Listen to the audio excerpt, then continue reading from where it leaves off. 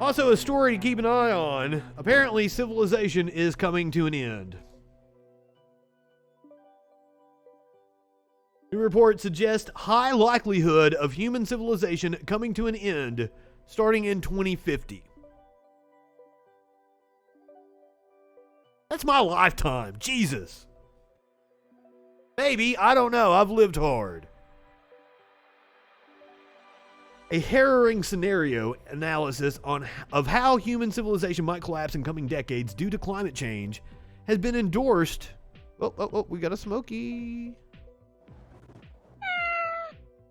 Has been endorsed by a former Australian defense chief and senior Royal Navy commander. The analysis, published by the Breakthrough National Centre for Climate Restoration, a think tank in Melbourne, Australia, describes climate change as a near to midterm existential threat to human civilization and sets out a plausible scenario of where business as usual could lead over the next 30 years.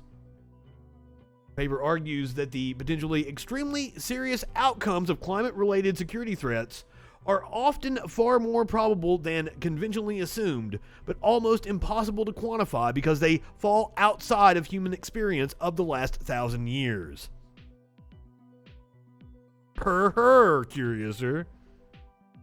On our current trajectory, the report warns planetary and human systems are reaching a point of no return by mid-century, in which the prospect of a largely uninhabitable Earth leads to the breakdown of nations and the international order. The only way to avoid the risk of this scenario is what the report describes as akin in scale to the World War II emergency mobilization, but this time focused on rapidly building out a zero-emissions industrial system to set in train the restoration of a safe climate. Scenario warns that our current trajectory will likely lock in at least 3 degrees Celsius of global warming, which in turn could trigger further amplifying feedbacks, unleashing further warming. That's what I talked about the other day. Venus suffers from the runaway greenhouse effect. Or just like the ice melting in the ocean causes the ocean to absorb more sunlight instead of reflecting it back up, therefore causing the Earth to get even hotter than it would have. The result would be devastating. Some 1 billion people would be forced to attempt to relocate from unlivable conditions, and 2 billion would face scarcity of water supplies, agriculture would collapse in the subtropics, and food production would suffer dramatically worldwide. The internal cohesion of nation states like the US and China would unravel.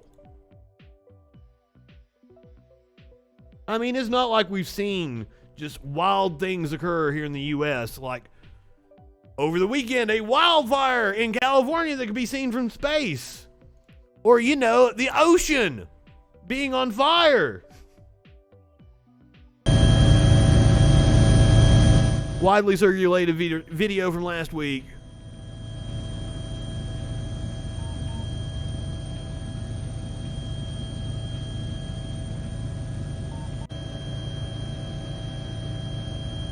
A deep well caught on fire in the middle of the fucking ocean.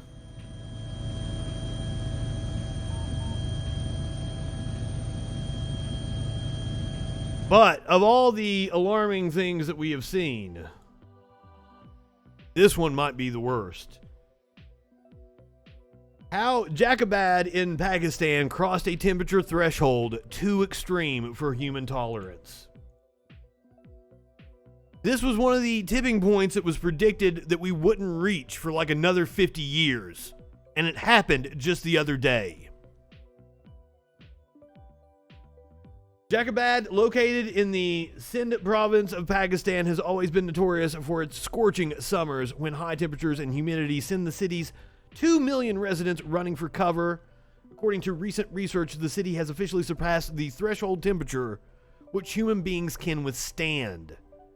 Mercury levels in the city can soar to life-threatening 52 degrees Celsius, that's 126 degrees Fahrenheit.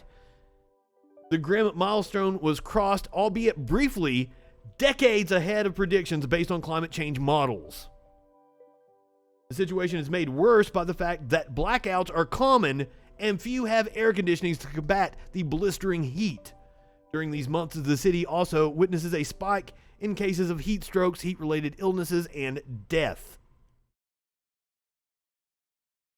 Jacobad is situated along the Tropic of Cancer, which means that the sun is nearly overhead during the summer months. The mixture of heat and humid air from the Arabian Sea has contributed to the city crossing temperatures of 52 degrees Celsius, which could potentially be fatal for human beings, according to a study conducted by Colin Raymond, Tom Matthews, and Radley Horton last year.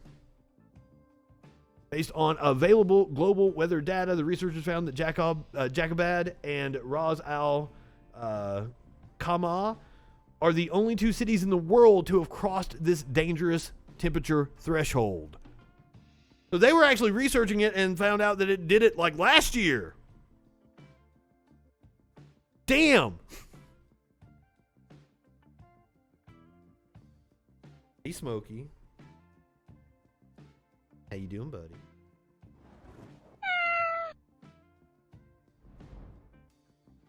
Not only do we have to worry about the effects on our infrastructure and such, good Lord, trying to catch up to the live version. What's up, RB? We've also got to contend with the pandemic that still rages on. The Delta variant has become the dominant COVID strain in the U.S., according to the CDC today. We're on the Daily News, so there's a hell of a lot of ads.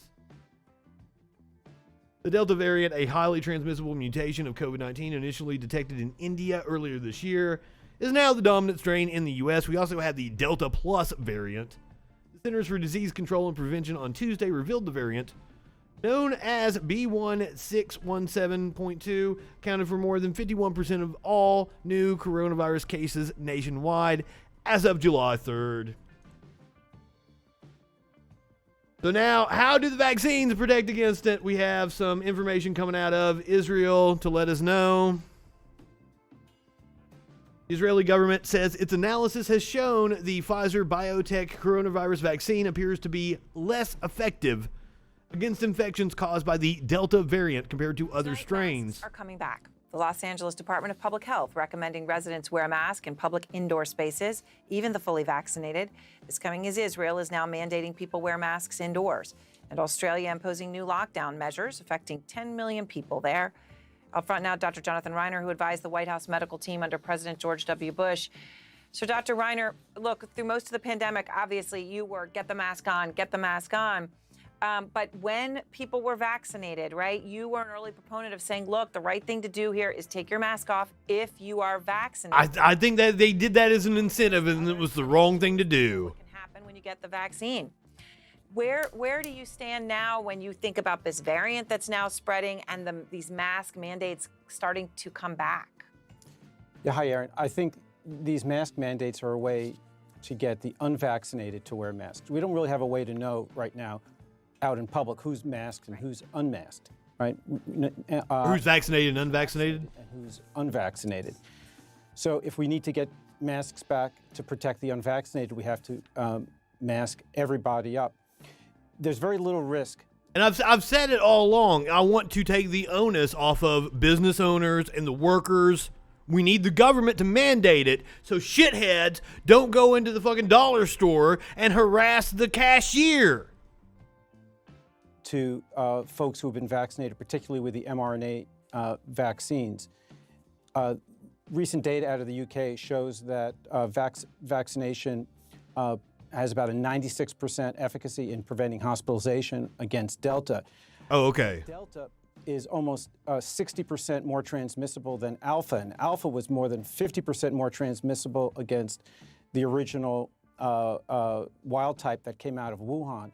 And if you are unvaccinated now, this virus is looking for you. Yes, yeah, we are going to be living with it the rest of our lives. It's just a thing. We're going to have to take a vaccine every year. You're right about it being the new flu. However, it hasn't done all the damage it's going to do yet. Like, this fall is going to look horrible. I don't know. Like, we're not to where we can just carry on and ignore it. Government has added that the vaccine was now 93% effective at preventing severe disease and hospitalizations. But as I said, I'm pretty sure Sparkles has it right now. She's not very happy about that. She's fully vaccinated. She's not in a hospital with a ventilator, but she still says it sucks ass. Oh, it's more like when we were talking about it like being like the flu, that wasn't what we were talking about. Like it's here. We're gonna have to deal with it. Now the flu actually started out as a pandemic, and it's just one that we've had to deal with. Like that's the thing. So you mitigate the risk and everything, but like we're gonna be living with it. There's no way to contain it anymore. Thanks, idiots. Not my chat. My chat is not the idiots. People like Representative Thomas Massey from Kentucky.